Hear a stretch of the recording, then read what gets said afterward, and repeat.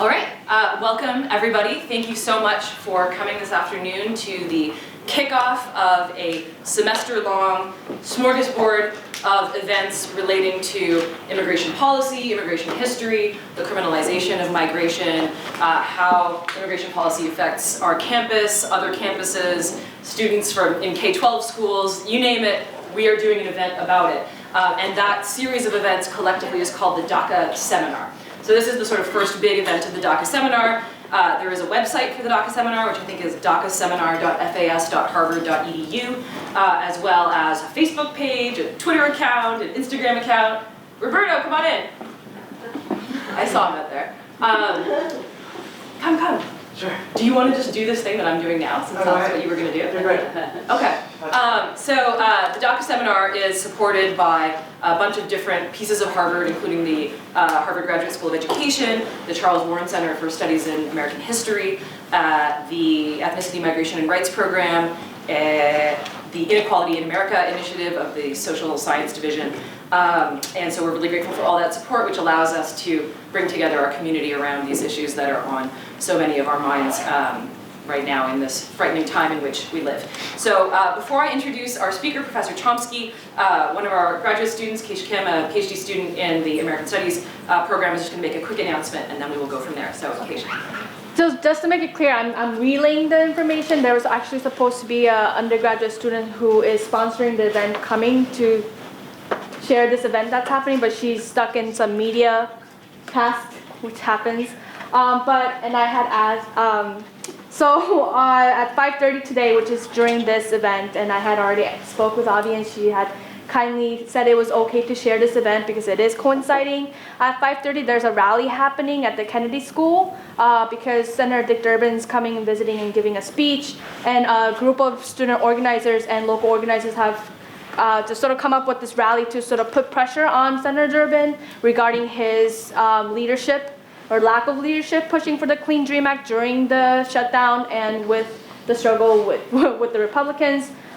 So they are asking folks to come by the Kennedy School from 5:30 to 6:30 as they are going to rally up and put pressure on Senator Durbin as he is visiting the campus to give a speech on policy and etc. So if it is okay for folks to either leave at 5:30 or come right after this event and support the actual practice of securing a better future for undocumented students at large. That's it. Great, thanks so much. All right, so Aviva Chomsky has come down from Salem State University, where she is professor of history and coordinator of Latin American, Latino, and Caribbean studies. She has published extensively, is very prolific. Her many books include Undocumented: How Immigration Became Illegal, A History of the Cuban Revolution, Linked Labor Histories, New England, Colombia, and the Making of a Global Working Class, They Take Our Jobs and 20 Other Myths About Immigration, and West Indian Workers in the United Fruit Company in Costa Rica, 1870 to 1940. She's also co-edited several anthologies, including The People Behind Colombian Coal, Mining, Multinationals, and Human Rights, The Cuba Reader, History, Culture, Politics, and Identity and Struggle at the Margins of the Nation State, The Laboring Peoples of Central America and the Hispanic Caribbean. So you will have gathered that Professor Chomsky is a scholar of immigration, a scholar of Cuba, a scholar of labor in the inter-American system.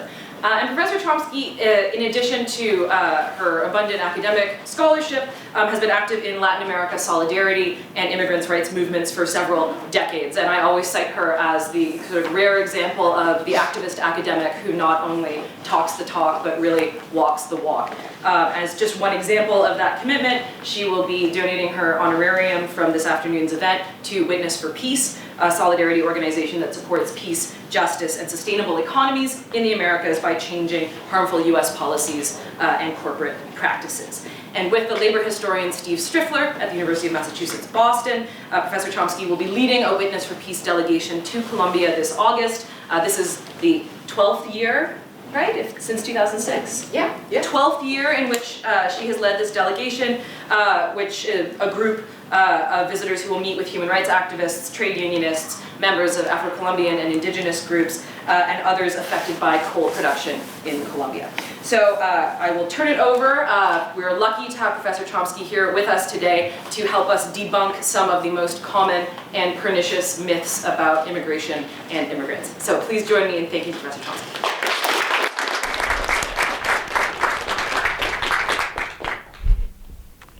So I think I'm supposed to stand here, so I'll put my keyboard here too. Well, thank you so much for that lovely and comprehensive introduction. You think you got all my books in there? And thank you all so much for coming.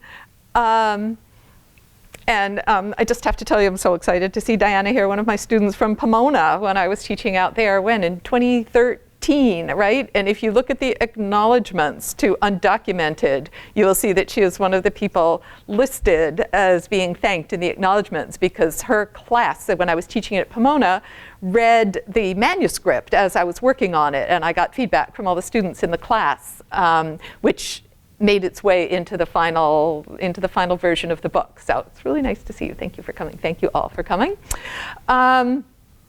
So yeah, it's hard to talk about anything but immigration these days. Every class I go into, I say, well, we're going to talk about, and they say, no, let's talk about immigration. I feel like I'm not giving talks on anything else anymore either. It's just so looming over all of us in so many ways, in so many aspects of our lives. So what I want to talk about today is some of the myths surrounding immigration. I feel like we are constantly exposed to and sometimes perhaps find ourselves repeating or even thinking that we thought of them ourselves, things about immigration and immigrants that have no basis in reality, that are illogical, that are nonsensical, but that have become part of our sort of everyday discourse. And it seems like when you hear it so many times, it starts to kind of become true in your mind, and you don't think about challenging it or questioning it. So I've divided my talk into two pieces. So I want to try to spend 15 or 20 minutes on each piece, and then I want to have plenty of time for questions and dialogue, because there are just so many different aspects to talk about. But the first piece I want to talk about is immigrants and the economy. The economic impacts of immigration. Are immigrants good for the economy, bad for the economy? It seems like almost everybody has an opinion on this matter, that immigrants are good for the economy or bad for the economy. And I really want to take apart what we mean when we talk about the impact of immigration on the economy, and hopefully get us to think a little bit more in depth about what that notion even means. The notion that immigrants have an impact on the economy, or even the notion that there is such a thing as the economy. Like, that's something we all take for granted, right? That there is such a thing, but I want to make you question that a little bit. And the second piece is going to move into immigration history a little bit and think about some of the myths that we sort of imbibe about how we think about immigration history and how that distorts the way we're able to think about immigration in the present. So to start with immigrants and the economy, and I just love looking around the room and seeing all these copies of my books there, but if you have They Take Our Jobs, which is the first book I wrote about immigration, it was published in 2007. I would say my thinking has maybe evolved a little bit since then. I don't think I reject anything that I wrote back in 2007. In fact, we just did a new edition of the book, and I updated the introduction, but really pretty much everything in the text of the book stayed the same. The first section is on immigrants and the economy, so some of what I'm going to talk about here draws on that. But I guess I feel like, having given now so many thousands of talks on it since I wrote the book, I've come to a more sort of comprehensive view of what I want to say instead of piece by piece. So I'll go through some of the pieces, but also talk about the comprehensive view. So I titled this here, can everybody see? Do I need to move, like where I'm standing? Am I in people's way? Okay, I'll try to read it out loud. Anyway, immigrants are bad for the economy, or maybe immigrants are good for the economy. I think we've all heard arguments to that effect.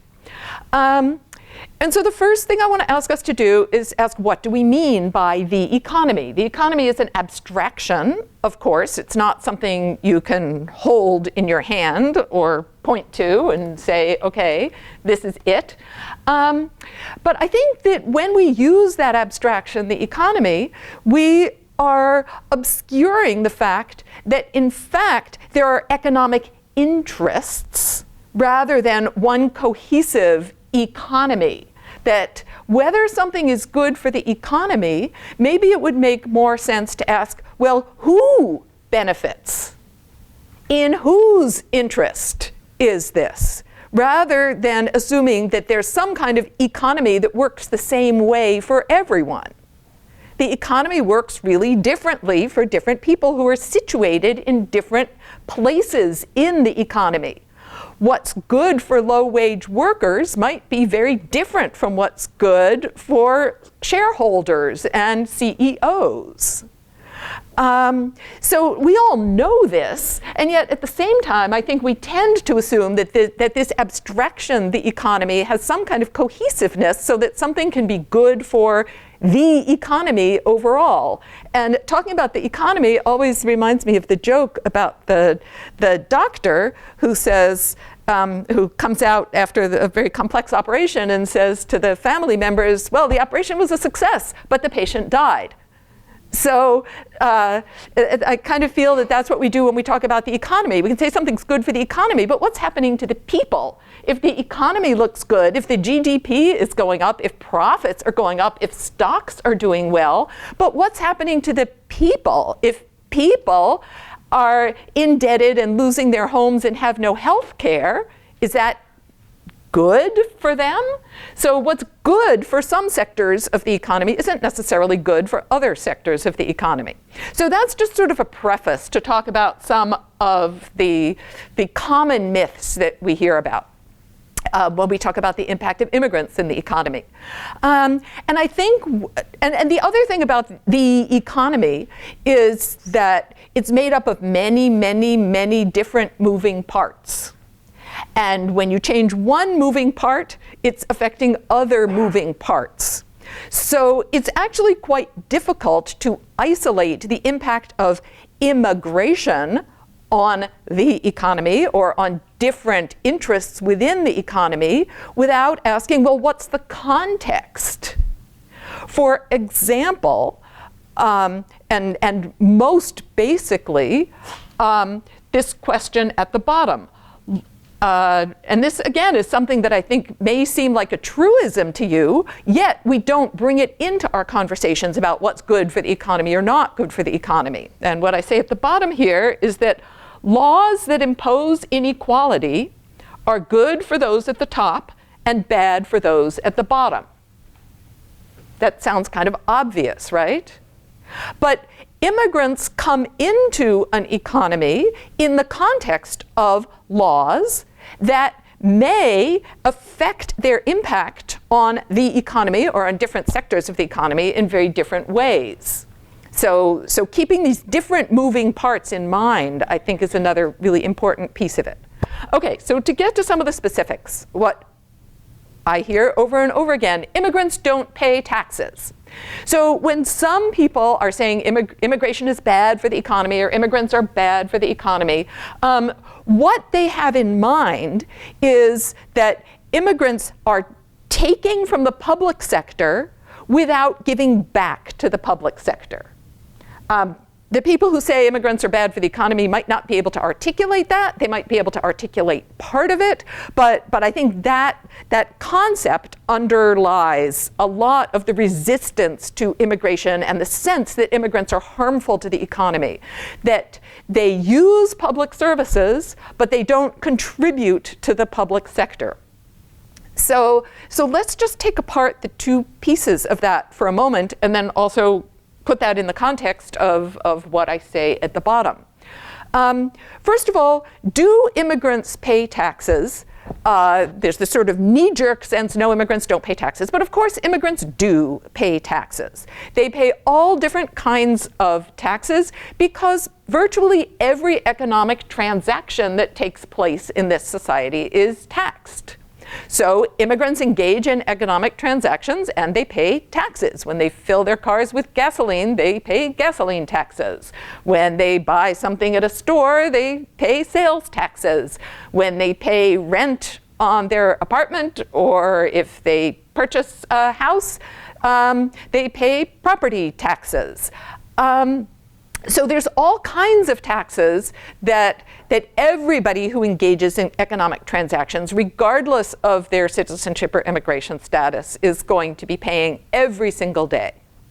But to get more specific then, people will say immigrants don't pay payroll taxes, income taxes, workers' compensation, unemployment insurance, all of the payroll taxes that if you work in the formal sector, you get Social Security, you get deducted from your paycheck every time you receive a paycheck. So anyone who's ever worked in the formal sector knows when you get your check, it has all of these deductions for payroll taxes, and that includes state and federal income taxes. Well, the assumption, if we are to argue that immigrants don't pay payroll taxes, or more specifically don't pay income taxes, is first that they're not working in the formal sector. Sometimes that's true, sometimes that's not true. That's also the case for citizens. Some citizens work in the formal sector, some citizens work in the informal sector. Every single one of us in this room, regardless of our status, has engaged in transactions in the informal sector. If you've ever bought something at a garage sale, if you've ever babysat for someone's kids or hired someone to babysit for your kids, we all participate in the informal sector in transactions and labor that is outside of this formal regulated sector. In some cases, the informal economy may not be very exploitative. It may be something that both sides benefit from. If you buy something at your neighbor's yard sale, you don't pay your taxes on it, they don't pay their taxes on it, but probably neither, you're both benefiting equally from paying $2 for a nice pot you buy from your neighbor. But many transactions in the informal economy are in fact quite exploitative. Because when you work in the formal economy, you have all kinds of protections that you get in return for those taxes that you pay. You pay into unemployment insurance, into workers' compensation, and then if you are injured on the job or if you become unemployed, you can collect on those things. If you work in the informal sector, you don't pay into those things, but you also don't have any way to access those benefits. People who work in the informal sector are often paid less than the minimum wage.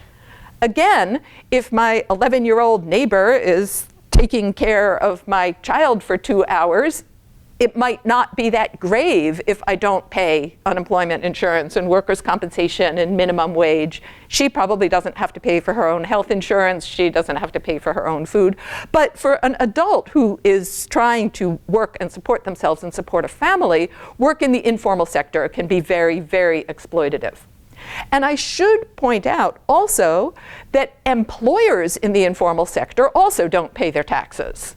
If you employ somebody under the table paying in cash in the informal sector, the employer is benefiting greatly by not having to pay into Social Security and workers' compensation and all of those responsibilities that employers have to pay into.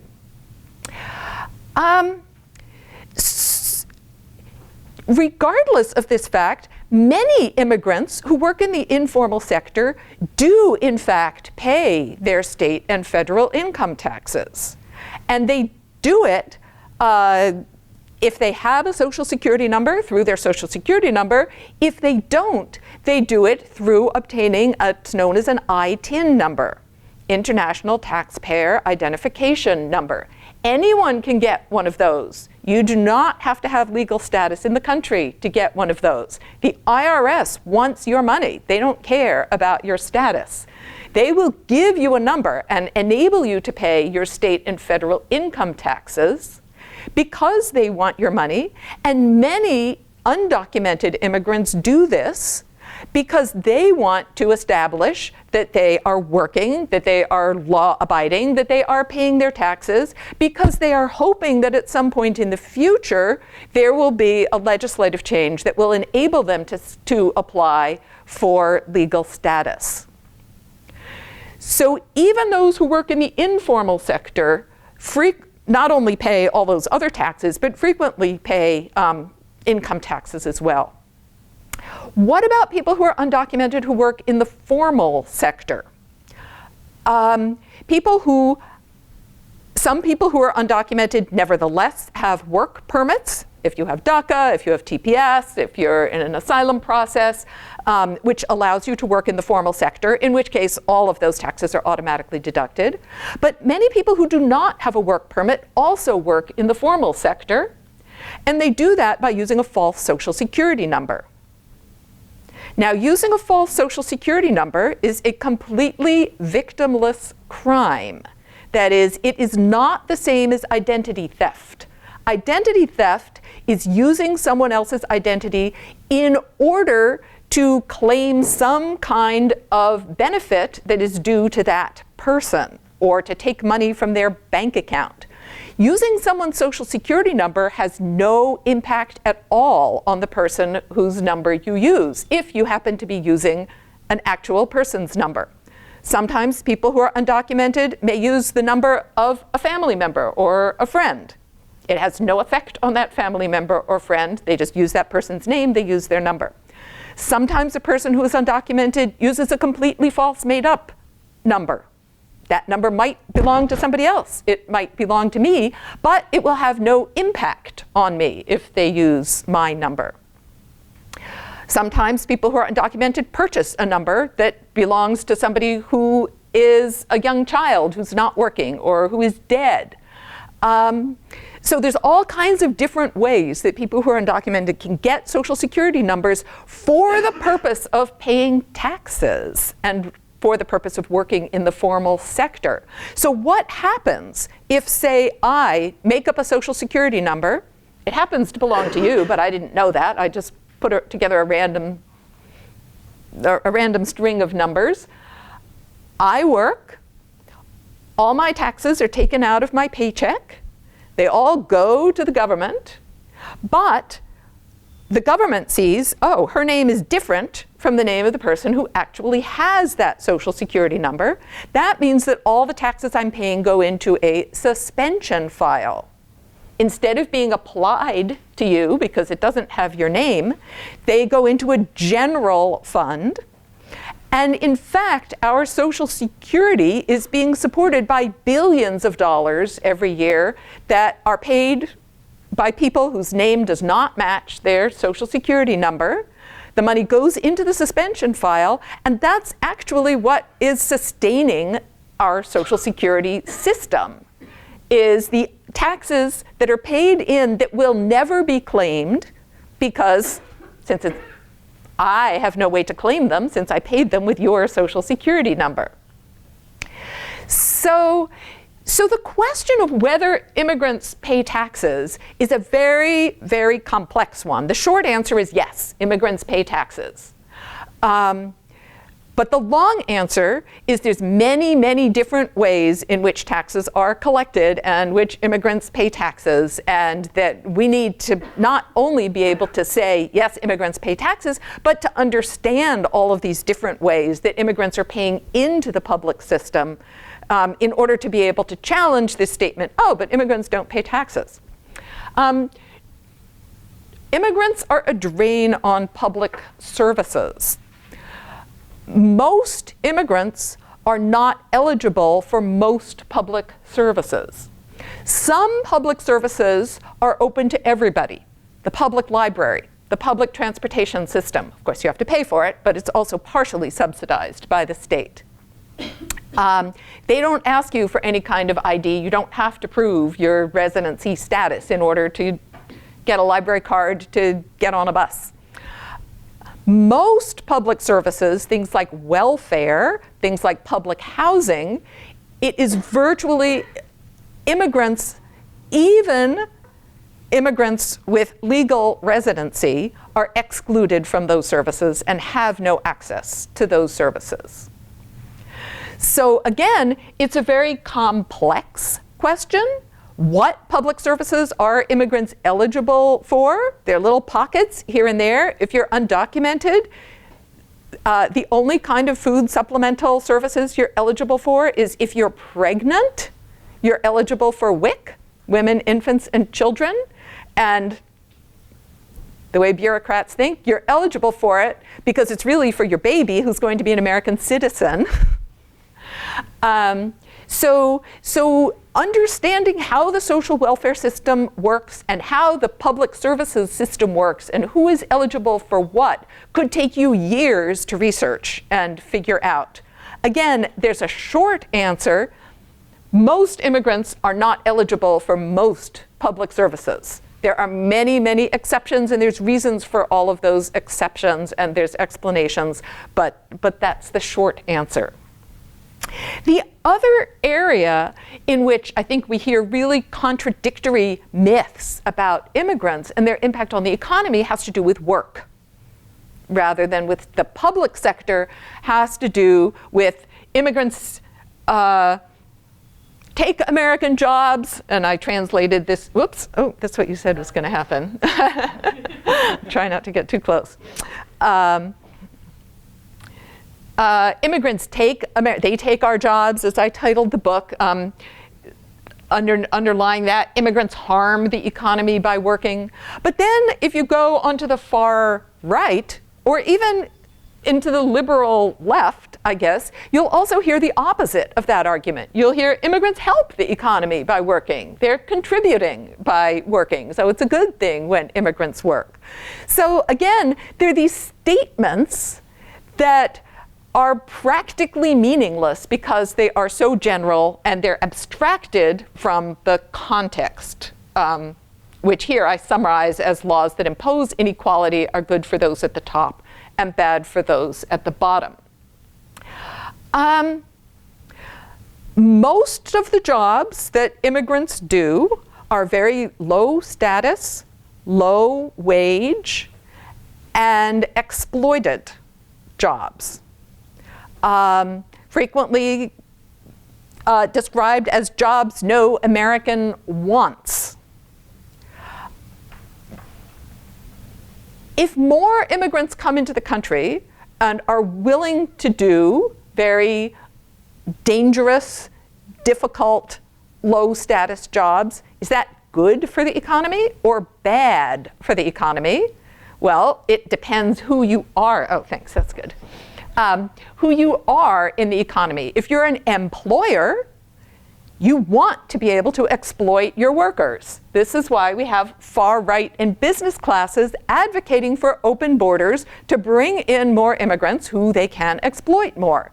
Now, don't forget the context. They can only exploit those people more if the law allows them to exploit those people more. That is, it's not the fact of immigration that makes people exploitable.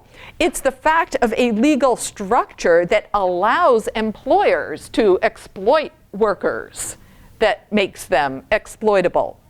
If immigrants had full rights in the United States, they would not be an exploitable labor source.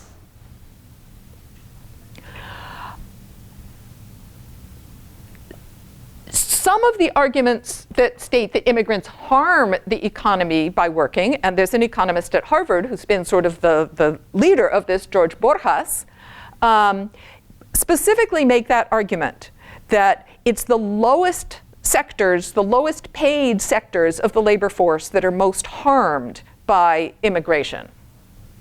Once again, if we decontextualize, his argument kind of makes sense. That is, if we take for granted that our laws are imposing inequality, that our laws allow employers to pay starvation wages and create dangerous conditions, and if we take for granted that our laws deprive immigrants of almost all rights so that they are afraid to fight for better conditions, then George Borjas's argument makes sense.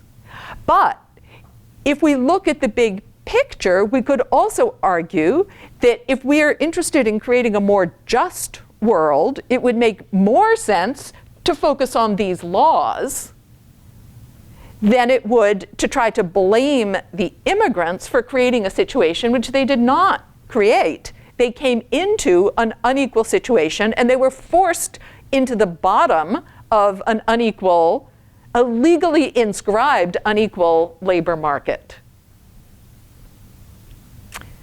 So just one more thing about immigrants and jobs, I guess, before I move off of this topic. I see when I start speaking that it's like the hand of the clock just races around.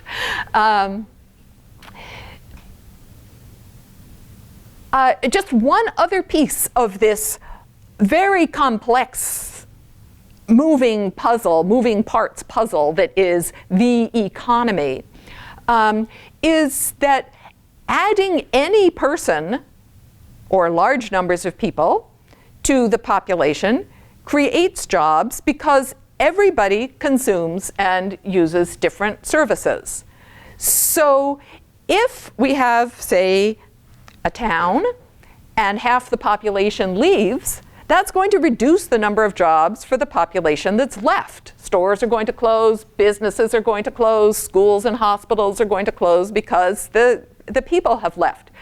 If more people are added to the population, whether it's through a rising birth rate, or whether it's through migration, or whether it's through immigration, that also creates jobs. So the impact of immigrants on the job market, again, is very multifaceted. It can't be reduced to just one thing. But when we think of it as a zero-sum game, we tend to think, well, there's a finite number of jobs. So if there's more people in a place, they're going to fill up those jobs, and then there will be unemployment. We leave out that piece of the equation that when there are more people, they're also creating more demand, creating more jobs. Just one other piece that didn't make it up there, but in terms of the complexity of the way the economy functions, is that we all live in a global economy. So every transaction that we engage in has global as well as local implications in terms of job creation, in terms of job destruction, and these laws that impose inequality also exist on a global level. We see them in trade agreements, we see them in military interventions, we see them in coups and diplomacy, and so and in fact, some of these laws and policies that impose inequality on a global level have everything to do with why we're seeing so much immigration in the United States.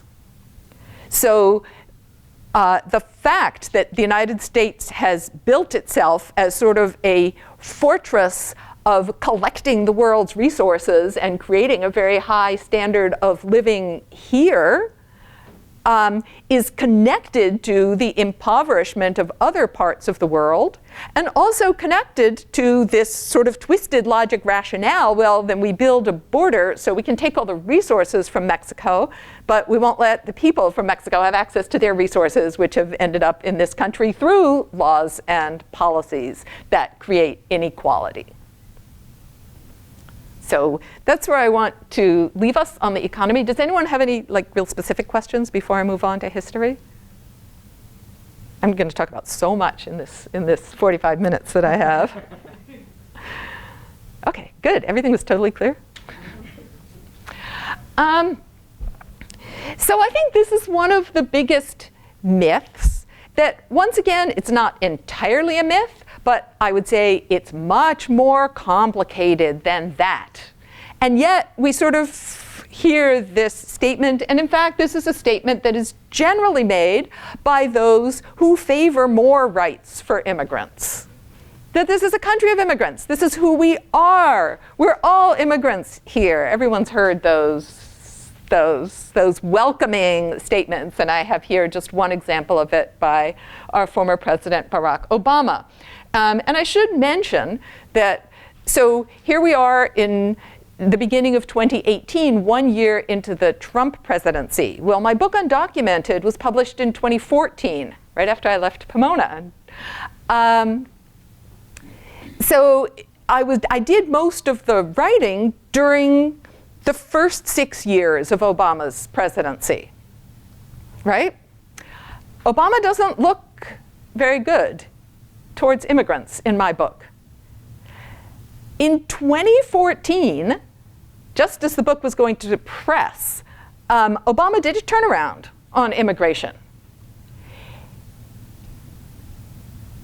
He was still the deporter-in-chief, as we called him in the immigrant rights movement, but he started implementing some policies to make repression, oppression, hunting of immigrants less draconian in his last 2 years. And so this statement represents Obama 2, Obama Part B. The Obama who was presenting us as a country that welcomes immigrants. And so here he says, we share the view that one of the greatest strengths of the United States has always been its willingness to welcome new immigrants to our shores. That's what makes us unique and special. There are many things wrong with this statement. Part of what's wrong with this statement is that it's contradicting the policies that he implemented in the first 6 years of his presidency. Part of what's wrong with this statement is this phrase, welcome new immigrants to our shores. Well, that's not really wrong. It's actually kind of right in a way, but not in the way we're thinking about it. That is, not all immigrants who have come to the United States have come to our shores. He's talking about some immigrants here. He's talking about Ellis Island. He's talking about Ellis Island. What kind of immigrants went to Ellis Island? European, all those Norwegians who Trump loves so much. That's who Obama's talking about too. He's not saying we've always welcomed immigrants from Asia. That would be patently false. He's not saying we've always welcomed immigrants from Mexico. That would be patently false. He's saying we've always welcomed new immigrants to our shores, that we've always welcomed European immigrants. So as I said, the statement isn't exactly false, but it asks us to make assumptions that are not true by being underly specific. So I would ask us to rethink the entire history of immigration in this country and this notion of being a country of immigrants or a nation of immigrants, as we often hear that we are, from the perspective of settler colonialism. And I'm really excited to be talking about this in this room, because last time I was in this room was last April when there was a Australian labor studies conference that I came to talk about US and Latin American labor history and immigrants and labor, but there were all these Australians here. And the Australian labor historians all talked about settler colonialism. You cannot be a historian in Australia and try to talk about Australia's history without putting settler colonialism front and center. In the United States, we don't tend to do this. It's only barely nibbling at the edges of American history. But the United States, of course, is a settler colonial society. We have a settler colonial history, and let me just define settler colonialism. If we were in Australia, I wouldn't have to do this, but or even in Canada, I don't think I would have to do it. But here we have to do it. Settler colonialism is a type of colonialism that is based on the logic of elimination. That is, the colonizers go where they're going, and their goal is to eliminate the native population and replace the native population with a white European settler colonial population. The British were especially expert at settler colonialism. Not everywhere. When the British went to India, they engaged in a more traditional kind of colonialism where a small number of British people go and rule over a large population of people who came to be called Indians. I'm talking about South Asia here, but in Australia, in Canada, in New Zealand, and in their North American colonies, the British did engage in this settler colonial project of eliminating the native population and replacing it with immigrants. This is why we've always welcomed immigrants to our shores, because we are a settler colonial society. Immigration was racialized from day one. Citizenship was racialized from day one. Immigration was all about increasing the white population in order to strengthen the settler colonial project. Now, I want to talk about this by looking at the American Revolution, because we're often taught that the American Revolution was an anti-colonial revolution. It was a revolution against British colonialism. How many people here learned that? I certainly did. Not everybody raised your hands. I grew up in Canada, so.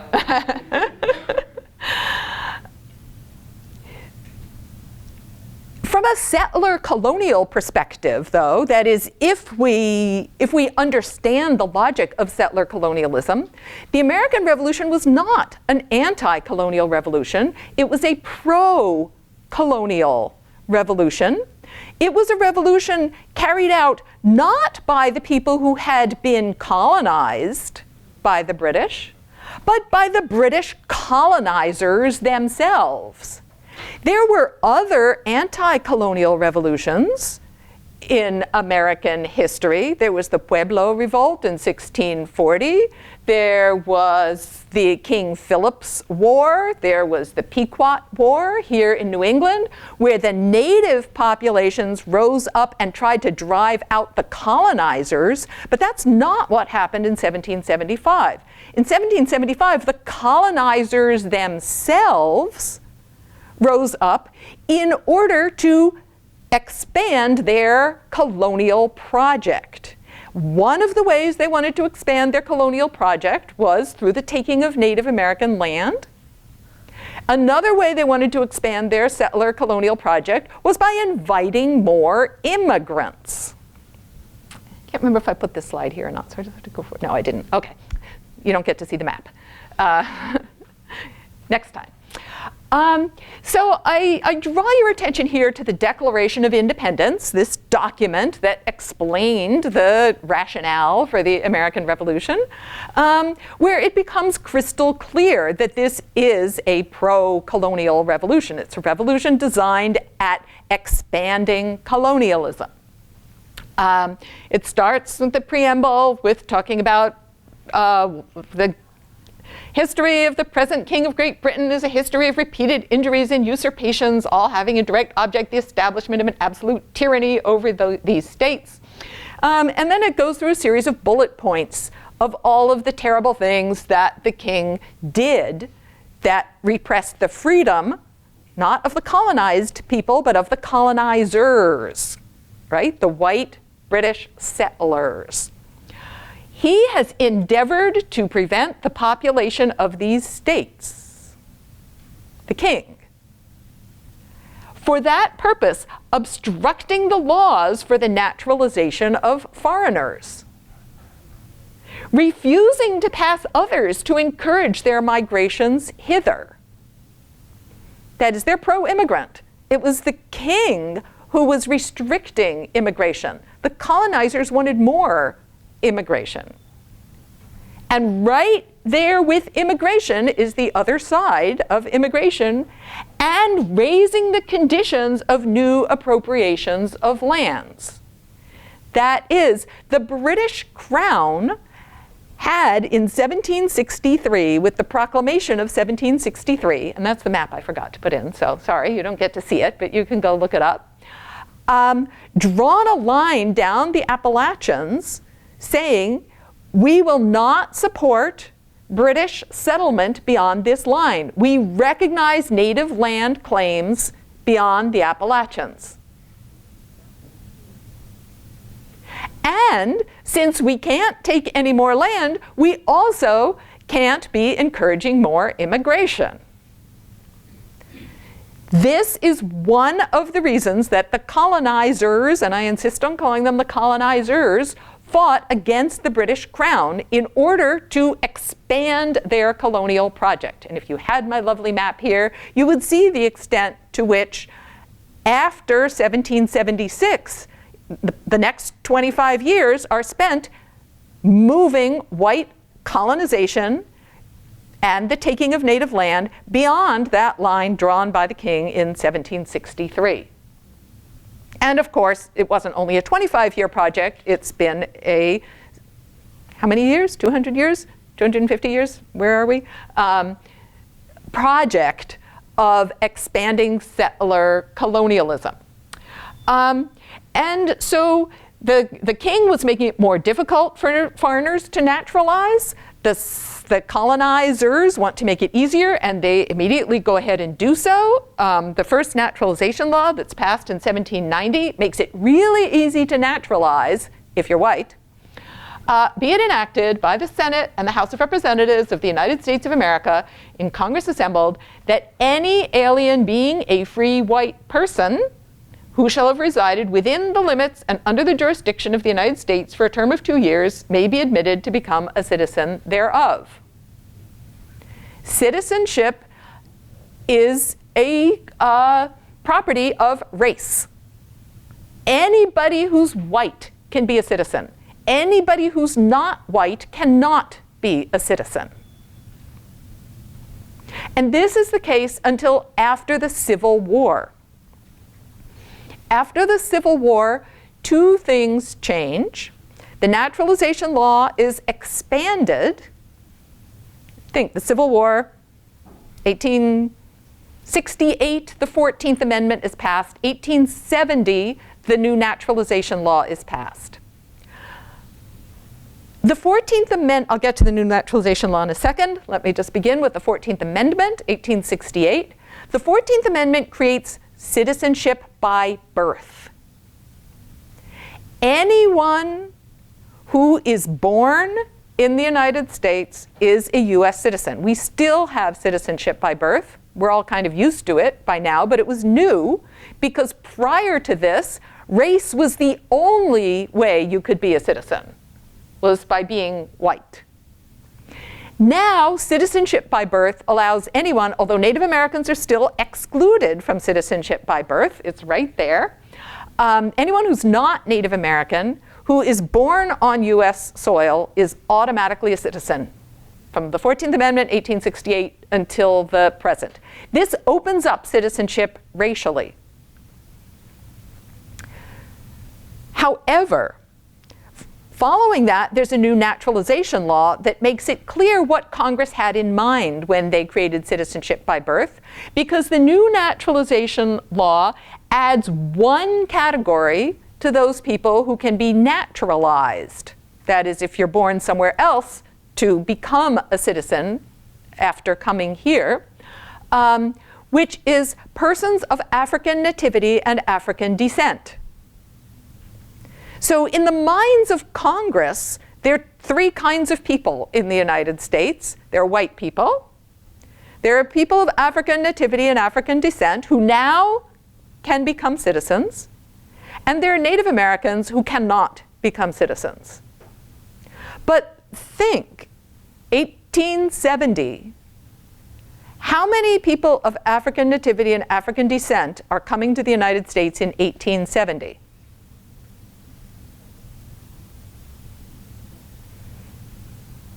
Any guesses?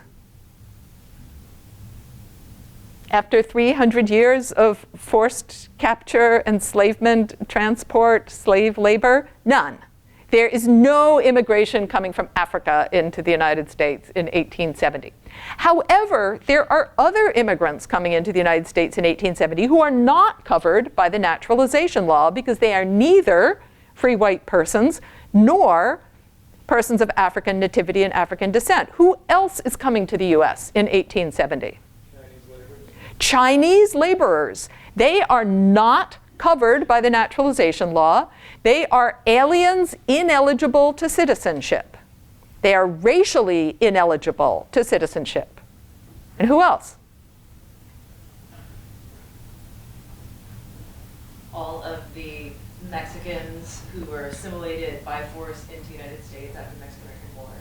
And those migrants who followed them.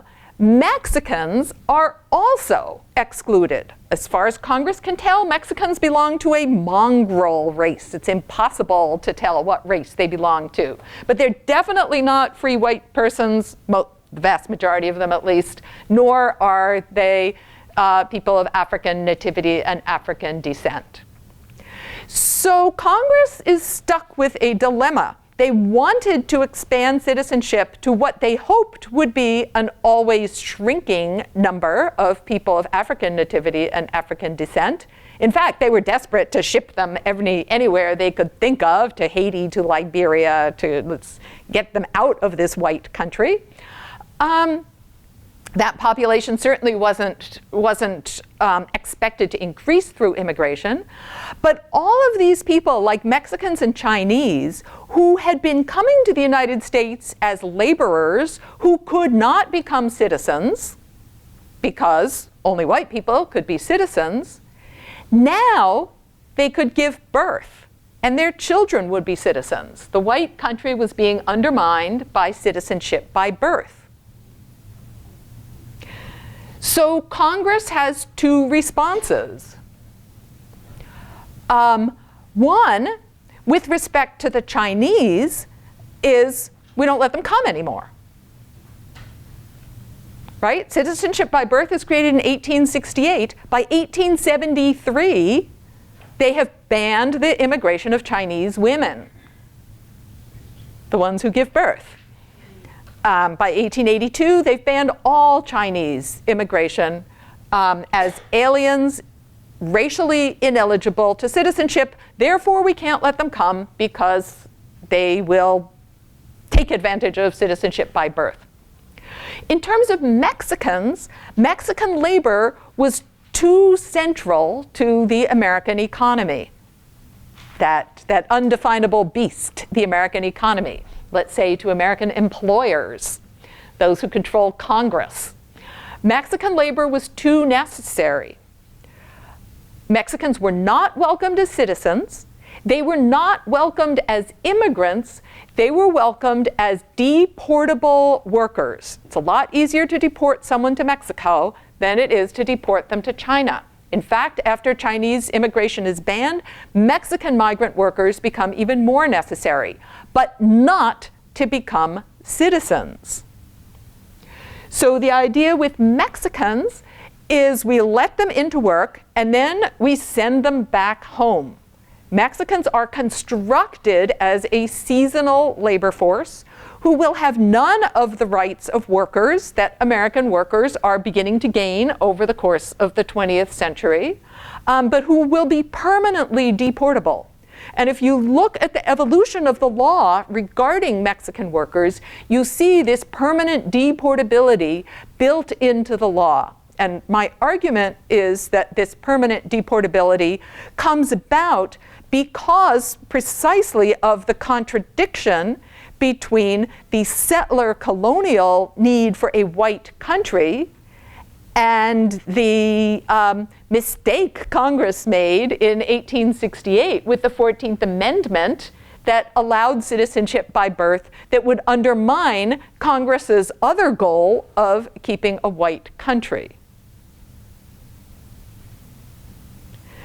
So I just list some of the historical moments in which we see this being played out, but I wanted to draw your attention specifically to the 1965 Immigration Act, the Hart-Celler Act, which is the act that you'll frequently see referred to in the literature as the moment where the United States opened up its immigration system, started treating every country equally. It was part of the civil rights and anti-colonial moment of the 1960s. So the United States had to bring their immigration law into line with the ideals we share as a country, supposedly. So the 1965 law did remove the racial restrictions on immigration. But prior to 1965, there were no restrictions on Mexican migrant workers coming into the United States. They were welcomed as long as they were deportable. Now, they were no longer deportable. That is, deporting Mexicans on the basis of their race was no longer acceptable in 1965. It was perfectly acceptable in the 1930s. It was perfectly acceptable in the 1950s with these massive deportations.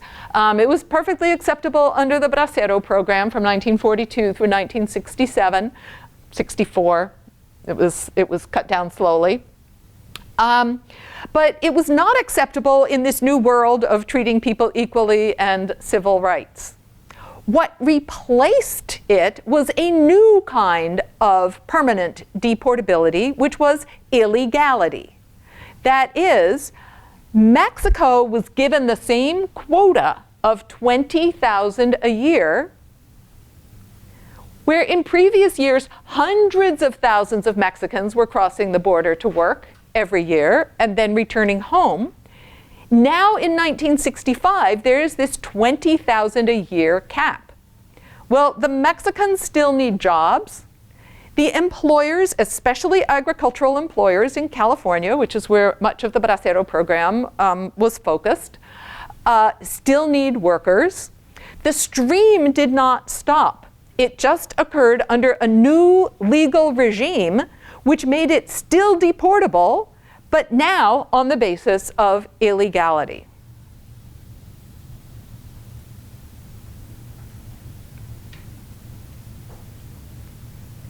So I think I'll stop there to let people ask some questions. I still have a lot more to say. So if you don't have any questions, I'll keep talking, but I'm guessing hopefully you do.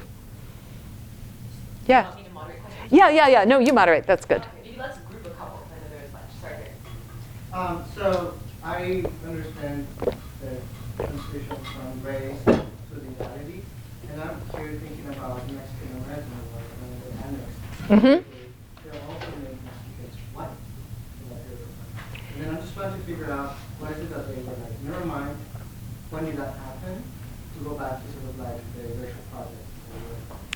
So I would say they made some Mexicans white, because when Mexico became independent, they did not create racial levels of citizenship. Mexico created universal citizenship when Mexico became independent. So indigenous people were made citizens of Mexico. The United States, until 1924 or 1940, did not make indigenous people citizens of the United States. So when the United States takes this territory from Mexico, the population is very diverse. There are Spanish-descended people. There are mestizo people. There are Native American, indigenous people. The Native Americans are not made citizens. Only those Mexicans who are able to be identified as white. Now, many mestizo Mexicans are able to be identified as white for the purposes of the Treaty of Guadalupe Hidalgo. But there's very interesting work being done on how this racialization of Mexicans worked out in different places, and it had a lot to do with labor. That is, land owners tended to be racialized as white, workers tended to be racialized as non-white. Depending where you are in Arizona, in New Mexico, there's really interesting studies that like go on the ground and see how these things are happening. But one of the most important pieces, I think, that we need to keep in mind is that between 1848 and 1910, the United States is at permanent war with the native populations of the territories that they took in 1848. So the US history books might argue that with the Treaty of Guadalupe Hidalgo, the entire southwestern United States became part of the United States. The United States won, they got the territory in a treaty, but they didn't, because most of it was still native land. And it took another half a century to bloodily conquer that native land. So I think maybe one by one is going to be easiest for me because I have to get out my notebook and start. You just call on who you see. No, you call on people. Okay. Yeah, just make sure students get a chance to ask questions. Okay. That's. Any student questions in particular? All right, any general population questions? So one of the things that I imagine a lot of us in this room are on the same page as you. One of the things that I'm struggling to do when I get into these debates with students or with anybody else is to connect kind of more precisely the destabilization that the U.S. policies did in the 1980s in Central America to the migrant flow now. There's this, there are many reasons the countries are so destabilized, right? And of course, we all know conceptually that it's our fault. But one of the things I'd love to hear you kind of flesh out is the steps so that we can then take that and spread forward.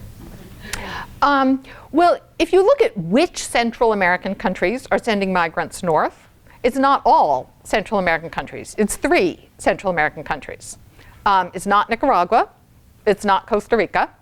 It's the 3 countries in which the United States, of course the United States was also militarily involved in Nicaragua, but we lost in Nicaragua, right? Nicaragua had a successful revolution in 1979, and the Nicaraguan state is the state that grew out of the Nicaraguan revolution. So it's a completely different kind of state.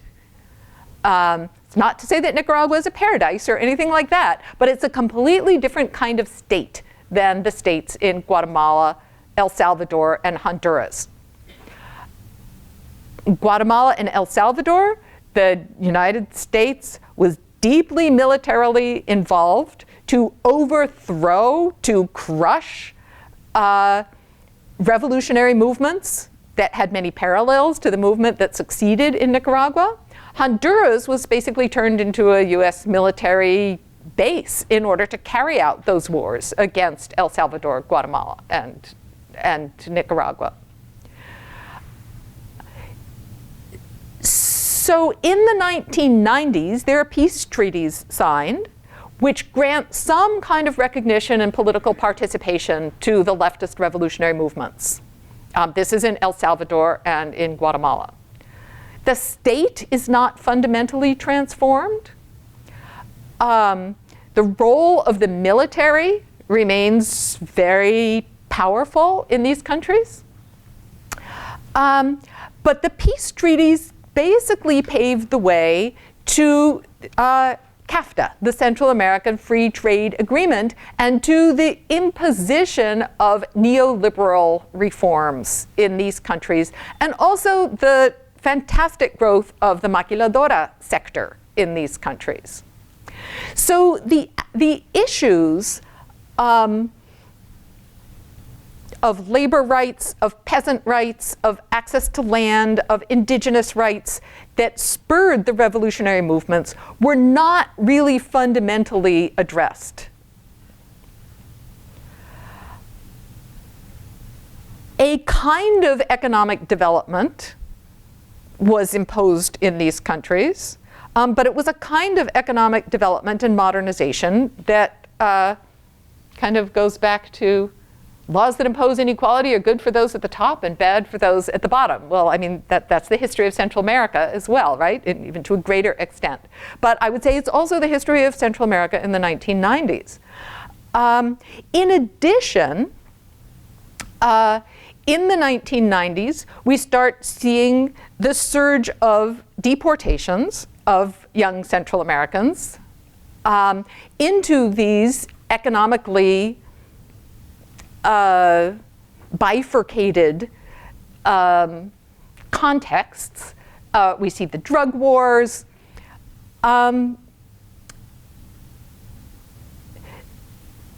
So many of those who are fleeing from those 3 countries of Central America, not all of Central America, but Guatemala, Honduras, and El Salvador, are fleeing precisely from the military, political, and economic models that we have imposed on those countries. And I would say we didn't really start in the 1980s, we started in the 1880s.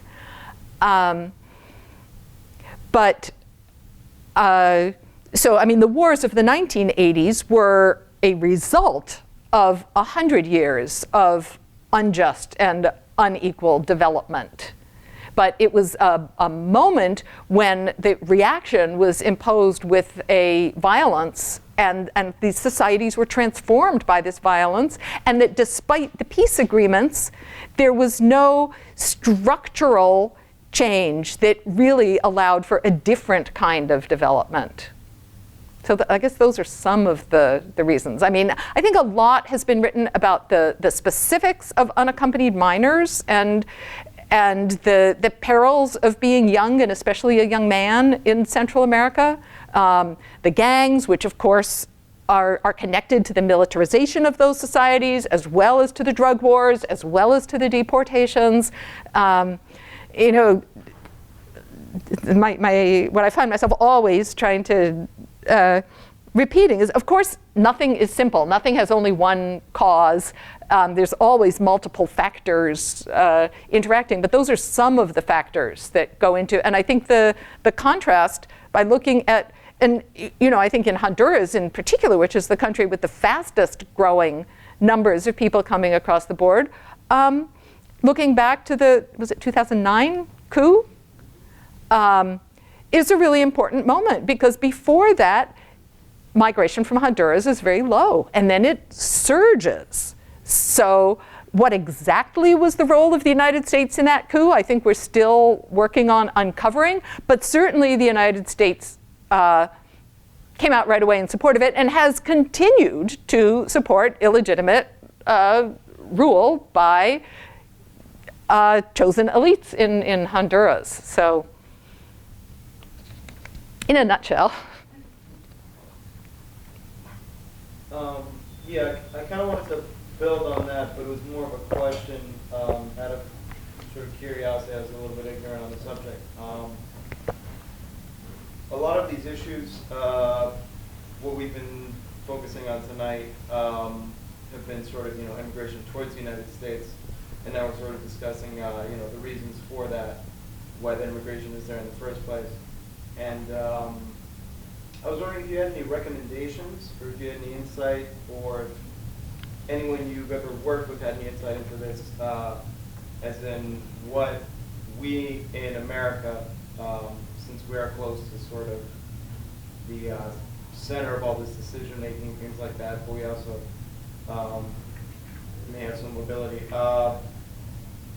What practical ways can we sort of work on the issues that are on the other side of the border, such as the issues that these countries face, because a lot of development economics and security studies have really failed to really tackle a lot of these issues.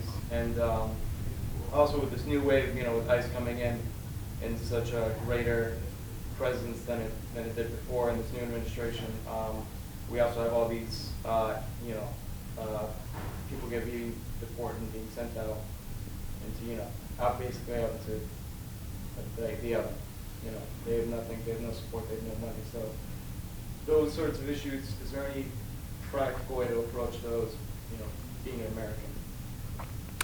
American? Yes. I'm sorry, a bit long-winded. Yeah.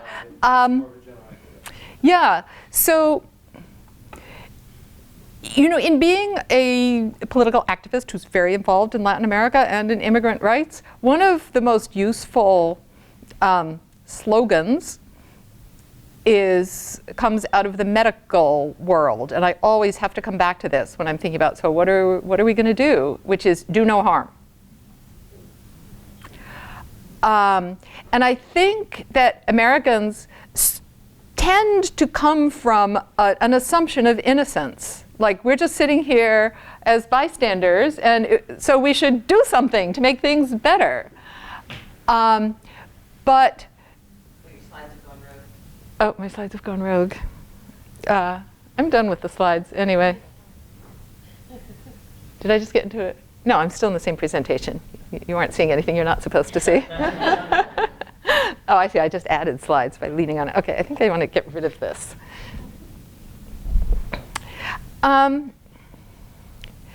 that we tend to come from an assumption of innocence, that like things are just happening elsewhere in the world and we're just sitting here watching them and we want to go help because people are suffering elsewhere in the world. And I think that perhaps if we really want to follow this motto of do no harm, instead of starting by saying, oh, well, where are bad things happening and what can we do to go there and help, we should say, where are we causing harm and what can we do to stop causing harm? Because I think if you look honestly at what's happening in the world, the United States is very busy causing a lot of harm right now. How many countries are we dropping bombs on daily? Anybody know? Is it 8, 9? 20 plus. Is it 20 plus? So we tend not to see this because we're taught not to see it. Like, oh, yeah, there's a war in Yemen. We don't really know anything about it. It's kind of complicated. There's a war in Afghanistan. We don't really know anything about it. It's kind of complicated. There's a war in Iraq. That is our desire for innocence speaking. We caused those wars. We created those wars. We are the ones who are dropping those bombs. So rather than asking, well, what could we do to help El Salvador? I think the more important question is what can we do to stop harming countries and people, both around the world and here? So what can we do to stop harming people here? Obviously, deportation harms people. So if we stop deporting people, that's not going to solve all of the world's problems. The world is still going to be full of problems, but we can stop some of the harm that we are causing. Bombing people harms them. If we stop bombing people, that's not going to solve all the problems of the world, but it's going to stop some of the harm that we're causing. And I feel like right now we're causing so much harm that it makes more sense to begin with how can we stop causing so much harm rather than looking around and saying, well, where's another place we can go and do something good? Do you understand what I mean? No, yeah.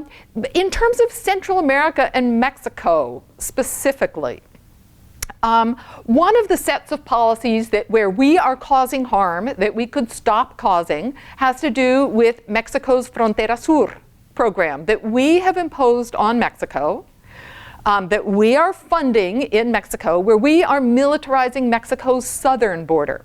So obviously, militarizing our border is a way that we're causing harm, and that's something that we can change and stop doing. But if you want to look into Mexico, undoing and transforming the Programa Frontera Sur would be one way that we could stop causing harm for Central American migrants in Mexico. So I think that educating ourselves about what we are really doing in Central America is the first step towards what can we do to help in Central America. What are some of the harmful things that we're doing right now? Well, look at Honduras, for example. We're supporting a clearly illegitimate election and trying to impose a president in Honduras who was elected through a process that was blatantly illegitimate and is being protested by the population of Honduras. So we should stop trying to force a president down the throats of the people of Honduras. You know, there are moments in Central American history, 1979 was one of them in Nicaragua, where the people of Nicaragua, with no help from us, were able to overthrow an unjust ruler who actually had been imposed by us and was being supported by us, and were at work trying to build a different kind of society, a different kind of economic development. That potentially was a moment where we could have, and many organizations in the United States did, say, what can we do to support this process? What can we do to help? And many Americans went down. Witness for Peace was one of the organizations that asked American citizens to go down and put their bodies in the war zones in front of the Contra forces that had been created and were being funded by the United States with the goal of overthrowing the Nicaraguan Revolution, to draw public attention to how the United States was trying to prevent this process from playing out in Nicaragua. Other organizations, I went on a delegation that was organized by a group called Technica that sent technical workers. Again, to work in projects identified by Nicaraguans where they actually wanted a technical specialists in different areas to come down and help them with particular projects. But one of the things that I learned on that delegation, which also, like the Do No Harm, has become very central to my activism, was when we sat with the mothers of Matagalpa, mothers of young people who had been killed by the Contras. And everybody in the group said, what can we do to help you? We want to help you. We're in this extremely poor area where to our eyes they have nothing, and they've lost their children to a US-sponsored war, and everybody has this goodwill. What can we do to help? And the mothers looked at us and they all said the same thing. We don't need your help. Go home and change what your government is doing. That's how you can help us. We don't need you to come here and help us. So I feel like one of the most upsetting things about this current administration is the way that they take a concept that has been long part of immigration and rebrand it so it becomes fear-mongering. So taking something like immigration and turning it into chain migration. And I think a lot of people are talking now about how that's exactly the same thing that we saw happen in the wake of 9/11. The idea of people misusing access to the US to become rogue agents of criminalization and change. So in talking about the myths of immigration that you've laid out here, to what extent has it been about criminalizing the immigrant as a presence within the United States? So my inspiration, one of my inspirations for writing the book Undocumented was when I heard Michelle Alexander speak here at Harvard Law School. Just when her book was coming out, I don't think I had even read the book yet, but I went home and read it right after I heard her speak. But how many people have read The New Jim Crow? A lot of you, good. I asked that question in my class last night and nobody had read it. But so she argues in the book that in the civil rights era, as it became illegitimate to marginalize and discriminate on the basis of race, mass incarceration, criminalization, came to be used to create a new rationalization for a continuing racial caste system in the United States. And everything she said rang so true to me from what I had studied about immigration history and the uses of illegality after 1965. That is, if it's not in a particular historical moment politically correct or legitimate or rationalizable to discriminate solely on the basis of race, you create a new rationale to do the same thing.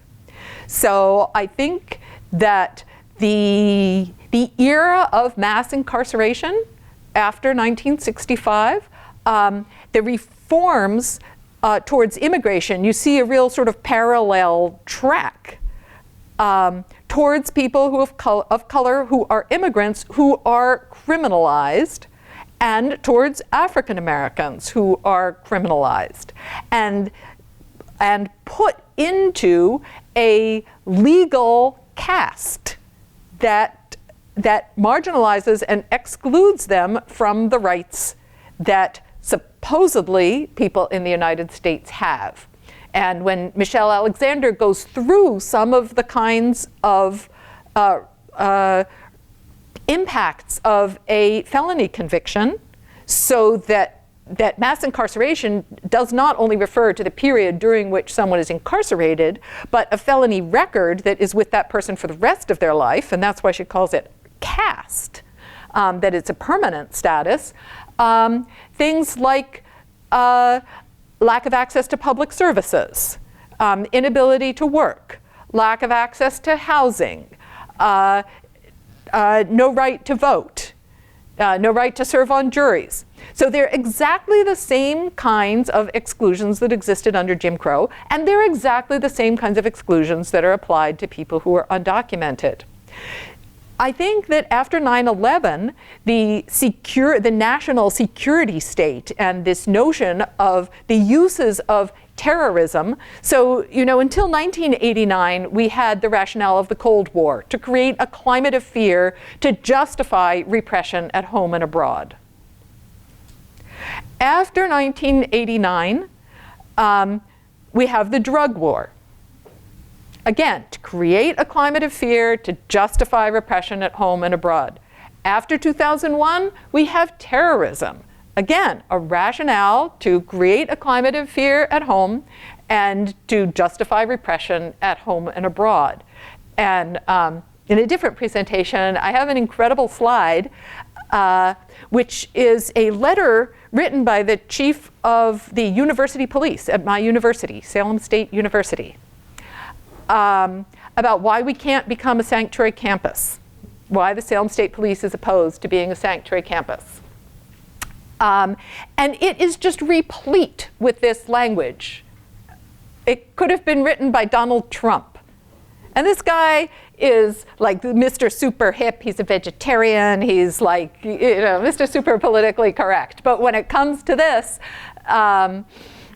it's full of talk of bad actors and really bad actors and safety and security and terrorism and human trafficking and like, are these things happening at Salem State? Like, really? But about how we're going after really bad actors. When someone is accused of human trafficking, really accused? Like, do you know anything about due process? Accused does not mean convicted. Suspected. But this climate of fear justifies inequality, too. It justifies repression, oppression, inequality. Thank you so much for your talk. I had a short question, which is just that I'd like to hear more analysis about the immigration and the drug war.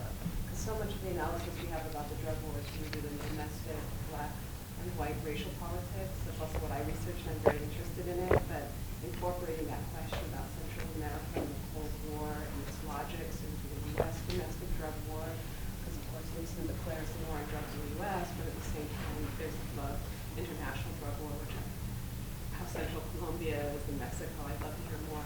The second question is just a little bit autobiographical. I come from Erie County, which was so central to Trump's election.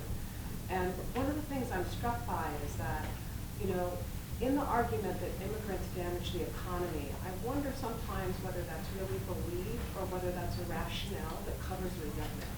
Because in the place that I grew up, seeing Rust Belt areas with, heavy, dirty industry, poor Reagan Democrat land where jobs have been abandoned and now people are working in low-wage healthcare jobs, which, flourish because they're not-for-profits. So that question about the formal and informal sector is very important in those places. Mm-hmm. But one of the visible, I think, vibrant areas in a place like that are often immigrant economies. Mm-hmm. A lot. So I think that matters because sometimes the things that people say are not so literal. I don't think they actually believe that immigrants are damaging the economy. I think that there's a deep, heartfelt sense of resentment. And so that I'm curious about because I sometimes feel that I really like the way you talk about the economy as an abstraction. But I think part of the reason that use of abstraction, whether it's your local police, the head of police talking about human trafficking on Salem State, it's using an abstraction, but that covers something else. And I'm curious what you think about that.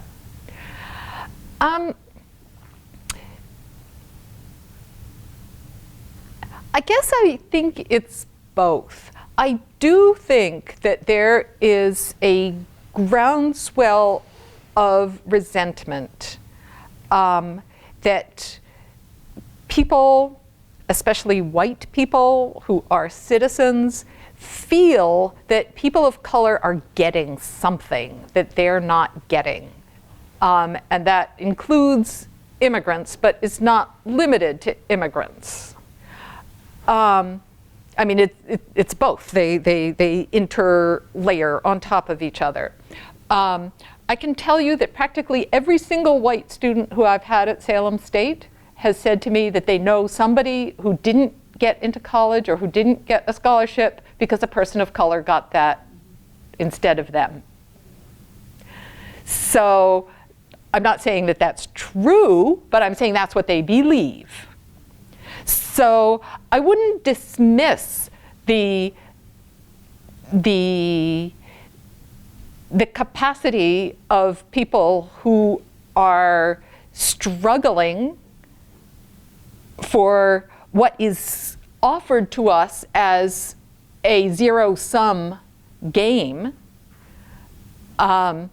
People who are struggling at the bottom and know they are not getting anywhere and know that they are on the losing end of this, to blame somebody who they think is getting more than they are getting, especially if they can rationalize it through something like, well, they weren't supposed to be here to begin with. I think Trump's use of the Kate Steinle case, for example, because I've read, does everyone know about this case? Give a thumbnail. So Kate Steinle was I don't know all the details perfectly, but it was a case in San Francisco where a young woman was shot by someone who was undocumented, and apparently he had been deported from the country before. It went through court, and I believe it was concluded that she was shot accidentally, that he picked up the gun. He was mentally ill. He picked up the gun. It was like sitting under a bench, and he was like doing something with it, and it shot and hit the ground, and it ricocheted up and hit her. It wasn't like a purposeful shooting, but she was killed by a gun that was picked up and shot by a person who was undocumented and who had previously been deported from the United States several times. Does anyone correct me on any details there? So this is something that President Trump used again and again and again. People who are victims of crimes committed by people who are undocumented. And I think when I read the responses, you know, I spend a lot of time reading the comment section on newspaper articles. I read them online because I want to know, what are people thinking? How are people thinking? And that's, you know, that's partly how I came to conceptualize these myths, but that was before comment sections were online. But, you know, just listening to my students, listening to people who I disagree with, at how are they thinking? Why are they thinking that way? I think a lot of people say, yes, he shouldn't have been here anyway. He wasn't supposed to be here. And this beautiful white young woman would still be alive if he hadn't been here. Like, it's totally irrational, but it strikes a kind of an emotional response in people. So I do think, and I think that it's connected to a feeling of, well, I can't create the life I need for myself in this country, and somebody else shouldn't be here because I can't make it. And you know, there's been a lot of interesting work done in Mexican American communities and the attitude of Mexican Americans who are citizens towards immigrants over time, not just now, but over the course of the 20th century. You know, I think we're in a particular historical moment now, but I'm thinking of Beyond Walls and Mirrors, David Gutierrez, is that his name? That looks historically at Mexican Americans' attitudes towards new immigrants from Mexico. And it's quite complex. there is definitely a strain of thinking like these people are coming in and are going to take away what we fought for so hard. But that's why I want to keep coming back to that contextual thing that I wrote on the first slide. That is that laws that create inequality are good for people at the top and bad for people at the bottom. So that if you're constantly being told, like, pay no attention to that man behind the curtain, I feel like that's another great motto for like how we live in this country. We're constantly being told, don't pay attention to that, just look at what I'm showing you. It's hard to see the man behind the curtain who's actually pulling the strings and making these things happen. That's why we go to school, right? To teach and learn these things, to analyze these things more deeply. But I think there's so many forces in our society asking us to believe these myths that stopping and really taking them apart is a very necessary exercise. Oh, the drug wars. So the drug wars, I'm sure you've looked at the multifarious involvement of the United States in both opposing and promoting drug use of different sorts in the United States.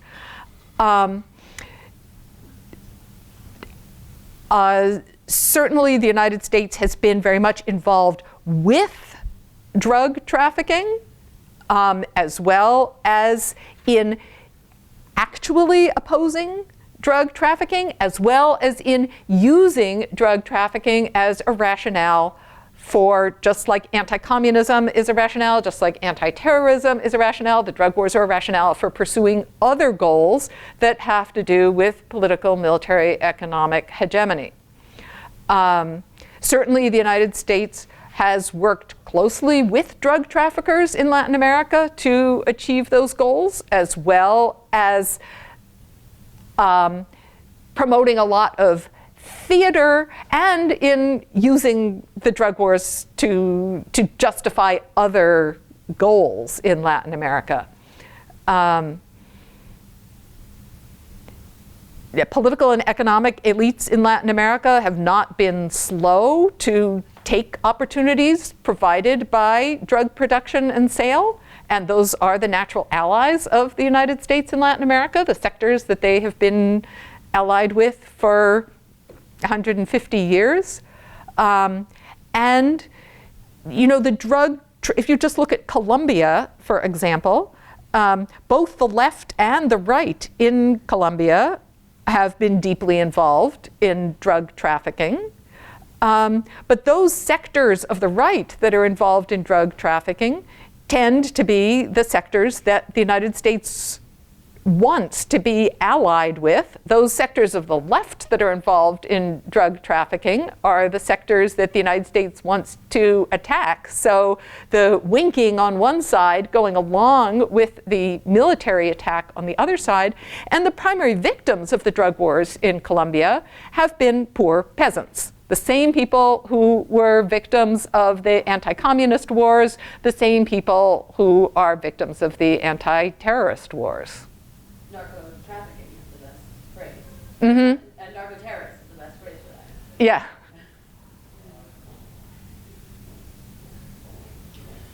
I'm interested in the question of class in this world of increasing wealth disparity, and a number of years ago I was noting that as we were deporting something like almost 500,000 undocumented each year under Obama, we were also granting naturalization visas that you could purchase. And I wonder if you could speak a little bit to this question of who is a worthy immigrant and how money and the capitalist economy fits into that. And then on top of that, the additional layer of de facto criminalization of immigration per se, if you are poor and unclassified in a right way, right? So you come in, they decide, oh, you're an unaccompanied minor, and we're not going to declare you refugee status and coming from the wrong country and boom, send you back. Oh, you have $1 million to give, and you can invest in America. Therefore, you're worthy. We're gonna, and there's a collusion between what's legal and illegal and class. So race and class have obviously been very, very deeply intertwined throughout all of US history. That is, class has been racialized and race has been, they've mutually constructed each other, race and class. That is, race was created through forced labor, right? That's what created race in US history. And Mexicans were racialized as laborers rather than as immigrants. Through this creation of permanent deportability. In the post-civil rights era, the era of colorblind racism, one of the ways that colorblind racism works, although it's not new, but colorblind racism allows us to have a black president who does not change the racial structures of the country.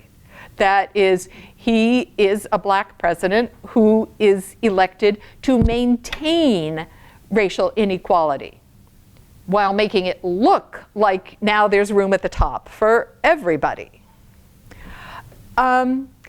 So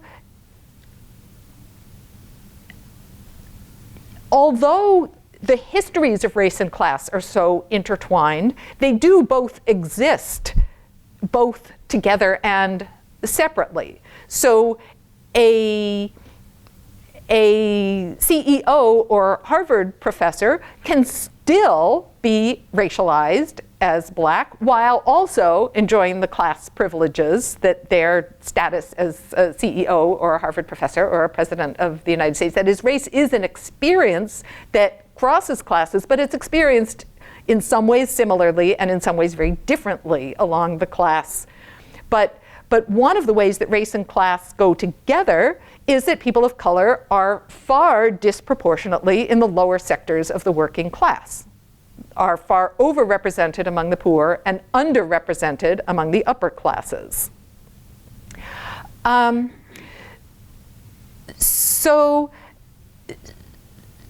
So offering visas to people who are primarily people of color who come from the wealthy elites of, say, India or China,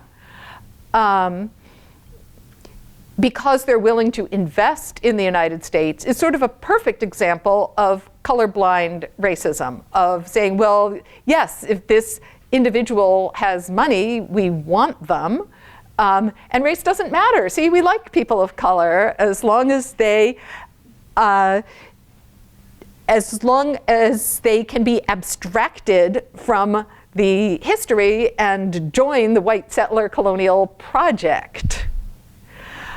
The illegalization of poor people, I think, is another way in which it's really useful to look at race and how it works more broadly in US society, because the criminalization of people of color has very deep roots in our history, right? So we talk about the post-1965 era as the era of mass incarceration, and in some ways it is, but mass incarceration didn't begin in 1965. That is, it expanded in 1965, but it grew out of pre-existing ideas and structures. And I really recommend Kelly Lytle Hernandez's new book, City of Inmates, that I think does an amazing job of linking mass incarceration and settler colonialism and looking at how race and class have intertwined in different ways across and brought us to the mass incarceration of today. So it's very interesting and relevant, as Michelle Alexander does, to place its roots historically in the post-civil rights era, but it's also very interesting to look at some of its deeper roots. And just a quick follow-up. The privatization of prisons we've heard about. What about the privatization of detention centers? Is that a relatively new phenomenon? I'm just not familiar with that. Do you know? Well, the construction of immigrant detention centers is a relatively new phenomenon. That is, we're talking about a very late 20th century phenomenon, really, of the mass incarceration of a detention of immigrants. So yes, the privatization of prisons, and in talking about the privatization of prisons, I definitely follow Marie Gottschalk, who argues in Caught that we need to look beyond just the most obvious, like actual private prisons, but all of the privatization of so many different aspects of the carceral state, so that even in state-run prisons, many services are provided by the private sector. So there's private sector profits being made off of mass incarceration far beyond just those who are incarcerated in private prisons. But yes, it is. It's part of our neoliberal era that we're enjoying of mass incarceration and mass privatization.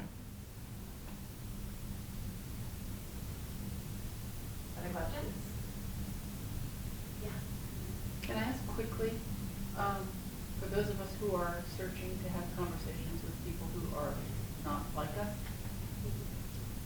talk quickly about schools and ERs as public services? Just keep Yeah. it blind. So in terms of schools, since 1982, the Supreme Court, in a decision, Plyler versus Doe, ruled that public schools through grade 12 cannot discriminate on the basis of immigration status. So young people who are undocumented have complete access to public education. Of course, young people who are undocumented have access to the schools in the communities where their parents live, and their parents are paying into the property tax system that supports the public schools, whether they are renters or homeowners. They're paying into the system just as people who are not undocumented are paying into the system. That was not the Supreme Court's rationale. The Supreme Court's rationale was that access to education is such a basic human right that it could not be denied to children on the basis of status. But it's also true that as much as that your status does not affect how much you pay into your local public school system. So they're no more of a drain than anybody who is a citizen is a drain by having children and having public schools. And of course, schools create jobs and do all kinds of things for communities. After grade 12, things become much darker for young people who are undocumented in terms of access to education, because not all states, including not Massachusetts, consider young people who are undocumented eligible to be considered state residents in terms of paying in-state tuition at public institutions of higher education. They're also not eligible for any kind of federal financial aid. And they're also not able to work. So it makes it extremely difficult for young people to go on to higher education. Not impossible, and many have succeeded in doing it, but their eligibility for things like in-state tuition and financial aid varies a lot according to the state, and they're not eligible for any kind of federal benefits. What was the other thing? Emergency rooms. So as with public primary and secondary education, emergency rooms may not deny life-saving care to anybody based on their status or based on their ability to pay. So if your life is in danger, an emergency room is required to treat you. That doesn't mean they always do. Sometimes they put you in an ambulance and send you across town and you die before you get there. But legally, they are required to. They cannot withhold life-saving care in a life-threatening situation. And again, I think we kind of need to go back to laws that create inequality are helpful to people at the top and harmful to people at the bottom. That is, if everybody had access to primary health care, fewer people would end up in the emergency room, regardless of status issues. It doesn't matter what your status is. If you don't have money, you don't have health insurance. And now that the individual mandate is gone, we're moving very quickly back to that. So some states like Massachusetts have fairly strong Medicaid systems. Other states have practically no Medicaid systems and refuse to accept federal money to expand Medicaid under Obamacare. Is that a bad word, Obamacare? Is that like, has that one been co-opted by the right? I was going to say it. Should I not say that? So overuse of emergency rooms by people who have no access to basic health care is a problem. But the problem is not caused by immigrants. It's caused by lack of access to basic medical care. Thank you. That's to remember these things when one is staring. Somebody who's saying, I can tell you this story about a kid. Or something, you know. Thank you very much. Okay, I see 2 hands, and these are probably our last 2 questions because we're running out of time. But Professor Chomsky is going to hang out for a bit after we can sign books and stuff, so there will be more opportunity to chat. But let's maybe take these 2 questions together and then. Okay. I just had a brief comment. I'm in medicine, so to sort of add on. Oh, okay, good. The law that says that we have to treat is called the EMTALA, and it's for anyone who walks through the door. And then also another element to that is that without primary care, people who show up to the ERs are often a lot sicker, and so the care that they require is a lot more involved. So it's not even that we haven't allowed for prevention or something, it's that we produce a sicker, unhealthy population. So it's multiple, it's complex. Thanks. I have the question just so people who go into the emergency rooms and get treatment, and then they get sent to the field, but they can't pay. What happens? So it depends on how individually savvy the person is. So they can call the hospital and say, I can't pay, can you help me with a payment plan? And often, it's not something that's advertised, but people can do that.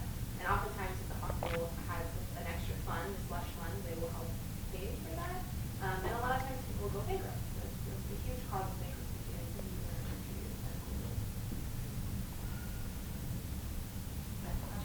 So, I know we're running out of time, so this may be a can you point towards other resources question, but I'm also interested in kind of the collusion between class and racism, but also in the way that we've constructed kind of like white elite have created divisions within immigrant communities by saying, you know, like you're better than this group. So what I guess are some resources that you would suggest to learn more about that and kind of what now and historically has contributed to that? Can I briefly interject Yeah. before you answer this, because I don't think you'll answer it in the way that I will for reasons that really become obvious, which is that having been involved in some community organizing work a few years ago back in New Haven where I used to live, it was a set of workshops that were specifically designed, where Professor Chomsky also came to, a set of workshops that were specifically designed to break down divisions within different sectors of the activist community in New Haven, the religious communities, sort of board chairs, community folks who are working in community benefits agreements at the university, new Latino migrant populations, older and more established ones, the older and more established African American population. There were all these different, and one of the tools that was really helpful in those workshops was Professor Chomsky's book, They Take Our Jobs. So I would recommend that one. I didn't think you were going to put the plug in. Now you can continue. Well, thank you. So I would also really recommend Color Lines, if you've ever read Color Lines. I think they tend to publish really contemporary and insightful analyses of things that are going on in this area and thinking about those issues and really pushing them. You know, of course, there's a huge historiography on race and class and how they've been used, but maybe the best place to start is by going back to W.E.B. Du Bois and Black Reconstruction in America. Then you can move, that was published in 1935, so then you can go forward from there. All right, well, we are out of time, so please join me in thanking Professor Chomsky.